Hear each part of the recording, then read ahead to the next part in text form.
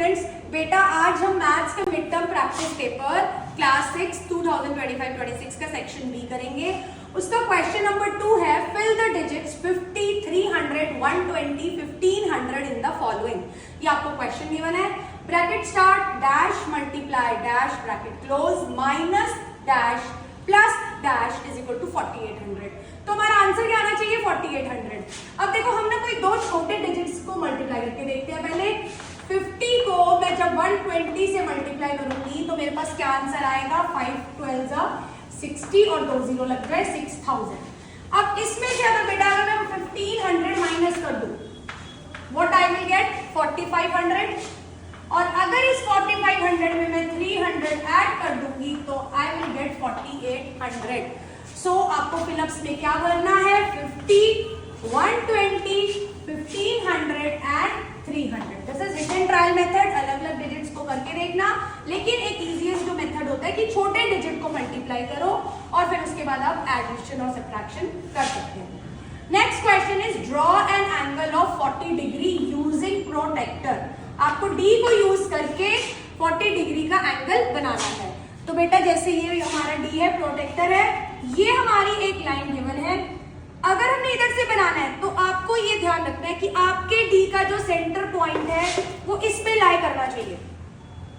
इसके बाद आपकी लाइन अगर इधर को एक्सटेंड हो रही है तो आप इस साइड से देखोगे कि जीरो कौन से वाले सर्कल में आ रहा है, सेमी सर्कल में। इधर से अगर हम देखेंगे तो यहाँ जीरो अंदर वाले में है सेमी सर्कल में और बाहर सेमी सर्कल में 180 है। तो हम अंदर वाली रीडिंग देखेंगे, जीरो से स्टार्ट करेंगे, हमें जीरो देखना है। जिधर को हमारी लाइन एक्सटेंड हो रही है, आई एम रिपीटिंग अगेन कि उधर जीरो किधर से स्टार्ट है। तो आप यहाँ से देखेंगे 0, 10, 20, 30, 40। 40 पे आप एक डॉट लगाएंगे, आप अपना डी साइड पर रखेंगे और इसको स्केल से स्ट्रेट लाइन खींच देंगे और ये यहाँ पे इसका एंगल मेजर 40 डिग्री लिख दोगे। Next question is write two common multiples of 16 and 20।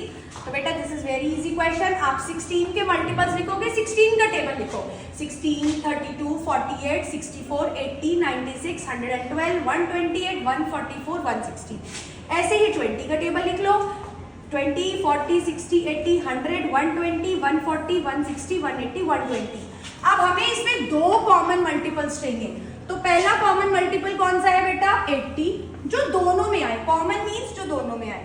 और नेक्स्ट जो कॉमन मल्टीपल है वो है 160, कॉमन जो दोनों में आ रहा है। तो आंसर क्या है 80 and 160। Is this clear? Okay, now section B. Next question is question number 5। बेटा आपको ये एक टेबल गिवन है, इसमें हर packet, packet A, packet B, packet C, packet D and packet E के आगे ये सर्कल्स रिप्रेजेंट कर रहे हैं। और जो एक सर्कल है वो 5 बिस्किट्स को रिप्रेजेंट करता है। इट मींस इसमें कितने सर्कल है 1, 2, 3, 4, 5, 5 5 are 25। इट मींस पैकेट ए में कितने बिस्किट्स है 25। इसमें कितने हुए 10, 1, 2, 3, 4, 5, 6, 7, 35 बिस्किट्स, 15। और इसमें 1, 2, 3, 4, 5, 5 5 से 25। 5 से गुना कर दिए, 5 से मल्टीप्लाई कर दिए। पहले आप क्वेश्चन आपको यहीं तक गिवन है, पहले आप उसको नंबर फॉर्म में लिखेंगे कि कितने बिस्किट्स रिप्रेजेंट हो रहे हैं हर पैकेट में। अब आप क्वेश्चन देखो, how many biscuits are in packet E. Packet E में कितने बिस्किट्स हैं? You will write 25 biscuits are present in packet E. Now next question, which packet has more number of biscuits and how many. इसी question में बेटा दो बातें पूछी गई हैं। पहले तो उसने पैकेट का नाम पूछा है, कौन से पैकेट में सबसे ज्यादा है और कितने हैं। तो पहले तो पैकेट बताओ किसमें सबसे ज्यादा है। पैकेट सी में सबसे ज्यादा बिस्किट्स हैं, ये फर्स्ट पार्ट का आंसर होगा। और कितने हैं 35 बिस्किट्स हैं इसमें। सो इसमें दो क्वेश्चंस के आपको आंसर देने हैं। So read question very carefully, which packet how many. तो दो के आंसर्स आप दोगे। Okay, next question is at what time of a day the hands of a clock show straight angle। straight angle बेटा कौन सा एंगल होता है 180 डिग्री का स्ट्रेट एंगल होता है। या तो ऐसे, ये स्ट्रेट एंगल है, या ये भी स्ट्रेट एंगल है। अब घड़ी में अब आप देखोगे ऐसा टाइम कब आता है, अगर हम क्लॉक को रिप्रेजेंट करें जब 6 o'clock है, ठीक है, जब पूरे 6 बजते हैं तो हम कह सकते हैं कि this is a straight angle. तो आप 6 o'clock क्लॉक लिख सकते हो, ठीक है, जिसमें हमारा स्ट्रेट एंगल होता है। या आप इसको 6 AM भी लिख सकते हो, 6 PM भी लिख सकते हो।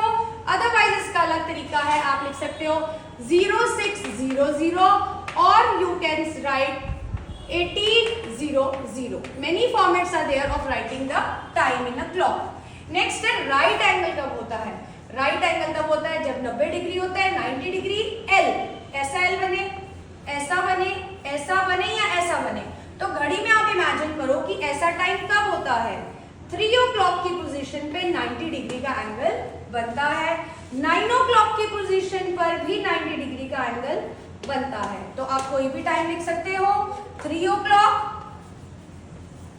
और 9 o'clock. So is this clear to everybody?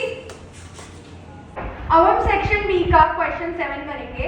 इसमें बेटा ऑप्शन दी गई है लेकिन हम दोनों सॉल्व करेंगे। फर्स्ट जो है ऑप्शन जो है वो दी हुई है, express number 21 in the form of triangle.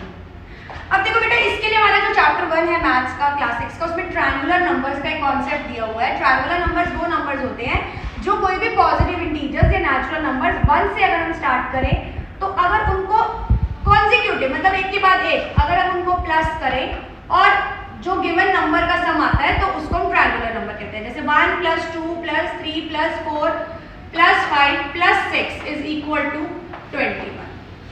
तो 21 क्या है? ट्रायंगुलर नंबर है। 1 + 2 इसका आंसर क्या आया? 3 is a triangular number. 1 + 2 + 3 answer क्या आया?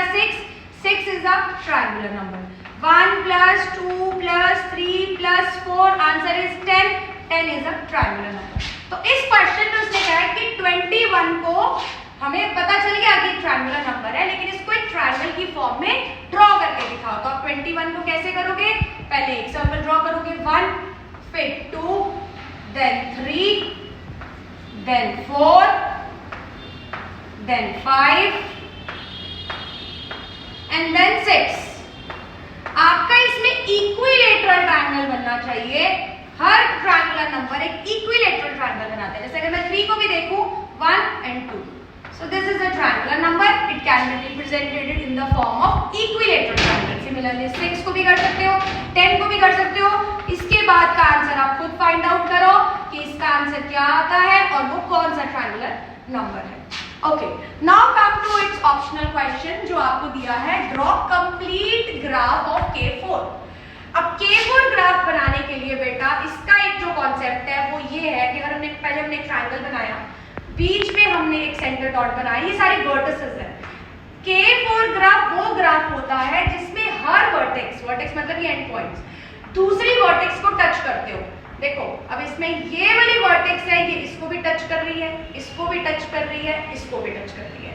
अगर मैं इसको 1 वर्टेक्स का नाम दे दूं, अब 1 इसको भी टच कर रही है, इसको भी टच कर रही है और इसको भी टच कर रही है। ऐसे 2 को भी देखो, सेकंड वर्टेक्स भी इसको भी टच कर रही है, इसको भी टच कर रही है और इसको भी टच कर रही है। थर्ड वर्टेक्स भी सिमिलरली ऐसे टच कर रही है और फोर्थ भी। तो आपको जस्ट क्वेश्चन में क्या पूछा गया है? You just have to draw K4 graph, complete K4 graph. तो उसमें आपको क्या करना है? You just have to draw one triangle, एक सेंटर में कैसे डॉट लगाएंगे, वर्टिसेस ये जो है ये ऐसे बनाएंगे और इसको ज्वाइन कर देंगे। So this is a K4 graph. I think this is clear to everybody.